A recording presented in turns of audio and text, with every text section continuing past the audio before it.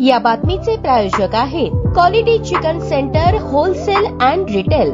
आमचा पत्ता new तिरेगाव forest व फिश मार्केट फॉरेस्ट सोलापूर। शुक्रवारची सकाळ 10 ते पावणे 11 वाजण्याची वेळ घडली एक धक्कादायक घटना। वार्ता वाऱ्यासारखी पसरली आणि सोलापूर शहर हादरून गेले। सोलापूर शहरातील जुना पुणा नाक्याजवळील वसंत विहार जवळील स्वराज विहार ब्रिज जवळ भाड्याच्या घरात राहणाऱ्या वकील पतीने आपल्या सुशिक्षित डीएड उत्तीर्ण झालेल्या पत्नीच्या गळ्यावर घरातील चाकूच्या साहाय्याने गळ्यावर मानेवर सपासप 5 वार करून मर्डर केल्याची धक्कादायक घटना शुक्रवार दिनांक 18 जुलै रोजी सकाळी पावणे 11च्या सुमारास घडल्याने सोलापूर शहर हादरून गेले।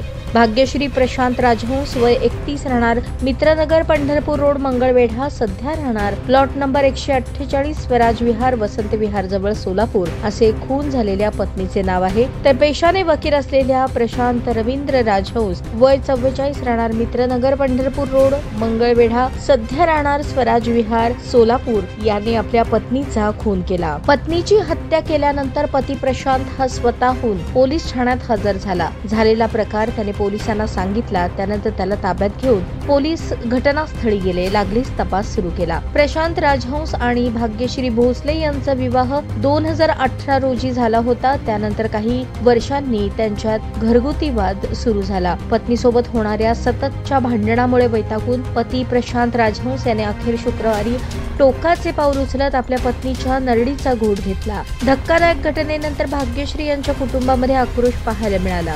हा धक्कादायक प्रकार समजल्यानंतर भाग्यश्रीच्या नातेवाईकांनी शासकीय रुग्णालयात धाव घेतली। दरम्यान काही दिवसांपासून पती पत्नीमध्ये सातत्याने भांडणे होत होती। गुरुवारी रात्री पैशांच्या कारणावरून भांडणे झाली।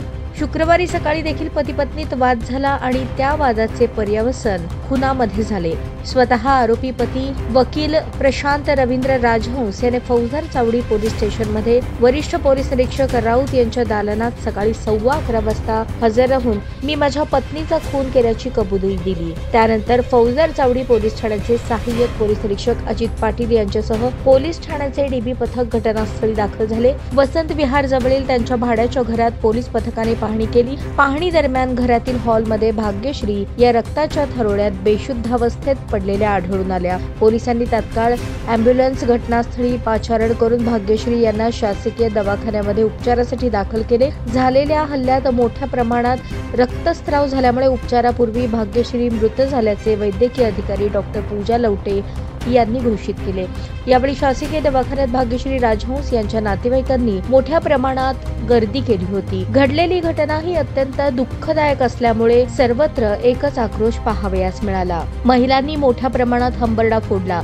भाग्यश्री या मनमिळावू स्वभावाच्या असल्यामुळे नातेवाईकांना विशेषतः महिलांना दुःखाश्रू अनावर झाले। दरम्यान या घटनेने सोलापूर शहरात एकच खळबळ माजली असून भारतीय न्याय संहिता कलम 103, 85, 115, 2, 352 प्रमाणे रत्नदीप विद्याधर भोसले वय 37 राहणार मिलिंदनगर बुधवारपेठ सोलापूर यांच्या फिर्यादीवरून संशयित आरोपी प्रशांत राजेंद्र राजहंस याच्या विरोधात फौजदार चावडी पोलीस ठाण्यात गुन्हा दाखल करण्यात आला आहे। घटनेचा पुढील तपास पोलीस निरीक्षक दराडे करत आहेत। आरोपी वकील प्रशांत रवींद्र राजहंस हे मूळचे मंगळवेढा येथील रहिवासी असून मंगळवेढा तालुका न्यायालयात वकिली करायचे। जिल्हा व सत्र न्यायालय सोलापूर येथे देखील आशिलाच्या तारखेसाठी येत असत, परंतु पत्नी भाग्यश्री यांचे सासरी पटत नव्हते। त्यामुळे सातत्याने सासरच्या मंडळींसोबत भांडणे व्हायची, दीरासोबत वाद व्हायचे। वारंवार भांडणे होत असल्याने प्रशांत राजहंस याने आपल्या पत्नीसह सोलापुरात वसंत विहार जवळील स्वराज विहार येथे 5 महिन्यांपूर्वी राहण्यास आला होता।